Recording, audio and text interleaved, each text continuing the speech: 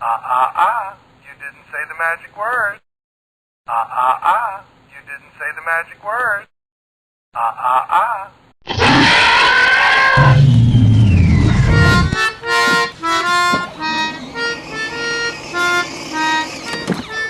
Hi there, welcome to episode 6 of Costume Storytime. So today we're going to be reading Jurassic Park Raptor Attack. Dr. Alan Grant and Dr. Ellie Sattler are excited. They have just discovered 4 complete velociraptor skeletons in the Badlands of Montana, but they are puzzled. They know these deadly dinosaurs hunted in packs. Why had this group of raptors died together? Alan and Ellie leave the site and walk back to camp, just in time to see a helicopter land. Out steps John Hammond, a very rich man who has funded their digs for many years. He tells them about a beautiful island he owns called Isla Nublar, off the coast of Costa Rica. Soon he will open a special kind of theme park there. Our attractions will send kids right out of their minds, he tells them excitedly. But first he wants Alan and Ellie to visit his island and make sure that it is safe. Alan and Ellie agree to fly to Costa Rica with Hammond, but they are curious about why they were chosen to go. Hammond will not tell them anything about his mysterious park, and as they board the helicopter to fly to the island, no one else speaks about it either. Along for the trip are Hammond's lawyer, Donald Gennaro, and a mathematician named Ian Malcolm. They all hold on tightly as the helicopter bounces wildly around. Finally, they see Isla Nublar. The jungle-covered island is ringed with dark clouds. Suddenly, the helicopter drops like a stone. They land with a hard bump.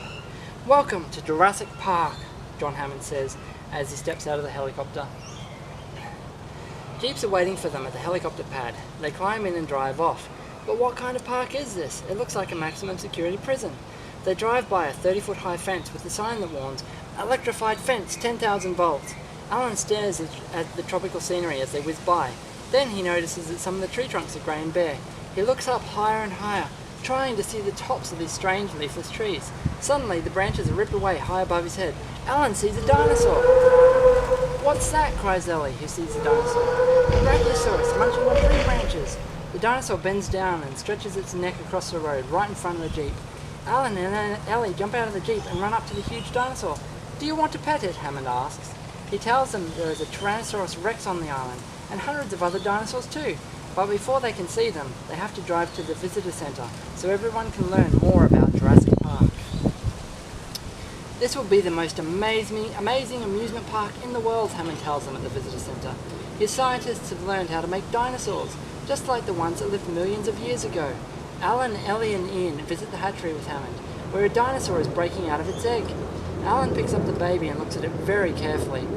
"Oh no, it can't be." "What species is this?" Alan asks. One of Hammond's scientists tells him that it's a velociraptor. "You bred raptors?" Alan gasps. He and Ellie run out of the hatchery to see the raptor pen.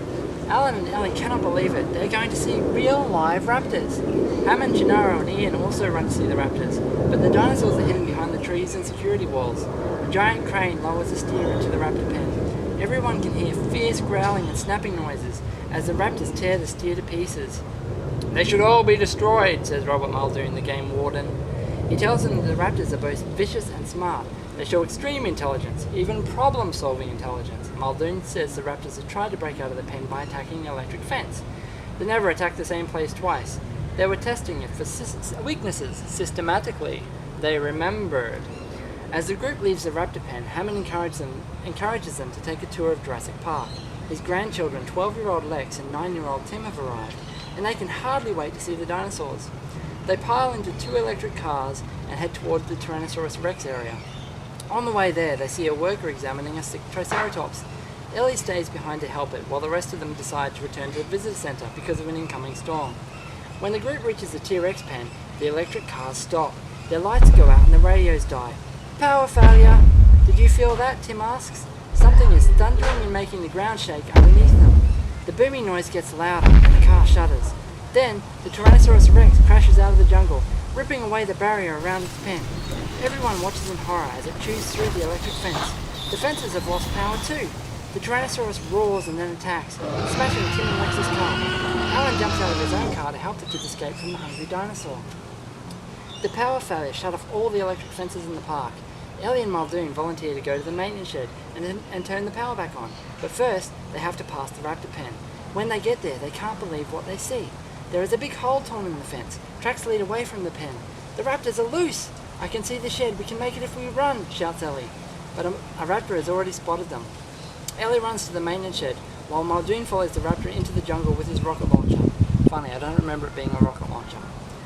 The raptor stops and hisses at him. Now I've got him, Muldoon thinks. It is almost too easy. He slowly raises his gun to his shoulder, takes aim, and suddenly another raptor crashes out of the jungle and pounces on him, tearing him to bits as the other one watches. Ellie sprints to the power shed. She bursts through the door and closes it hard behind her. Now she has to find the switches to turn on the power. She sees them. Very soon she gets the power working again. But when the lights switch on, a raptor is standing right in front of her. It lunges, slashing at her with its deadly claws. Ellie screams and runs away as fast as she can. The raptor is right behind her, snarling and snapping its fierce jaws. The door is straight ahead. She rushes up the stairs, throws herself out the door and slams it shut in the raptor's face. After a long and dangerous hike, Alan, Tim and Lex make it back to the visitor center. "Hello," Alan shouts as they walk inside, but no one answers. The place is deserted. Alan gets the kids settled in the cafeteria. He has to leave them alone for a few minutes while he searches for Ellie, Hammond and the others. "I'll be right back," he said as he leaves. Tim and Lex look around the quiet, empty cafeteria. Suddenly, Lex freezes. "Something's here," she whispers. They watch in shock as a raptor silently walks through the cafeteria. They have to escape. The kids race into the kitchen and shut the door. Tim and Lex crouch behind a stainless steel counter, hiding from the raptor outside. Very slowly, the door handle begins to turn, and the door swings open. The raptor is in the kitchen. It stands snarling in the doorway. Then another raptor joins it. The two dinosaurs begin hunting for Tim and Lex. They know the kids are in the kitchen. Quietly, Tim and Lex crawl across the floor to get away, but Tim knocks down some kitchen utensils. The raptors hear the noise and move in his direction. Frantically, Lex taps a spoon on the floor to distract them. One of the raptors heads her way. Lex jumps into a cabinet to hide, but the door won't close. She's trapped! The raptor sees her reflection in the shiny surface of another cabinet. It attacks, but it smashes into the cabinet instead of hitting her. The raptor was fooled by Lex's reflection. The other raptor runs after Tim. He crawls toward a huge walk-in freezer. The raptor is ready to attack. It crouches and jumps, but Tim gets into the freezer just in time. The raptor follows him. The freezer floor is cold and slick, and Tim and the raptor slip and slide all over the place. Finally, Tim rolls out of the freezer, leaving the raptor inside. It lunges after him, snapping its jaws, but Lex slams the door shut in its face. It roars in anger as the kids lock the door and run out of the kitchen. Tim and Lex race across the cafeteria and bump into Alan and Ellie. "Let's go," Alan shouts. They run as fast as they can to the computer control room. They have to get the system back on so they can telephone the mainland for help. Lex is the only one who can do it. She's a computer whiz. One of the raptors has followed them and is trying to get to the control room. Because the computer is down, the electric door won't lock. Snarling and snapping, the raptor begins ramming against it again and again. With all their strength, Alan and Ellie hold the door closed. "Go, Lexi!" Tim shouts, as Lex's finger fly over the computer keyboard. Yes! She finds the right command. The door clicks shut, locking the raptor out. Now Alan sees a raptor outside the control room windows. The only escape is up. Ellen, Tim and Lex quickly climb a ladder into the ceiling crawl space. The dinosaur explodes into the control room through the window. Alan follows them up the ladder just in time. Carefully they walk across the ceiling panels. The raptor crouches and jumps. Smash! Its head crashes through a ceiling panel. It snaps at their feet before falling down into the control room. But the raptor jumps again right in front of them. Its jaws snap shut, enters from Ellie. "Into the air duct!" Alan shouts. He has found a way out. Suddenly Lex screams. The raptor has crashed through the ceiling again, this time right under her. She is lifted on top of its head and pinned to the ceiling above. Alan kicks the raptor with his boot and the dinosaur falls into the control room. But Lex falls too. Alan grabs her by the collar just as she tumbles through the hole in the ceiling. She is dangling high above the raptor, who is ready to attack again. The raptor jumps, but it's too late. Alan pulls Lex back up into the ceiling and they all scramble into the air duct. They quickly crawl along the duct until they come to a metal grate. Alan can see the lobby of the visitor center below them. In the lobby are skeletons of a Tyrannosaurus Rex and a Brachiosaurus. The skeletons are surrounded by scaffolding. Alan pulls open the grate and climbs out. "It's okay, come on," he yells.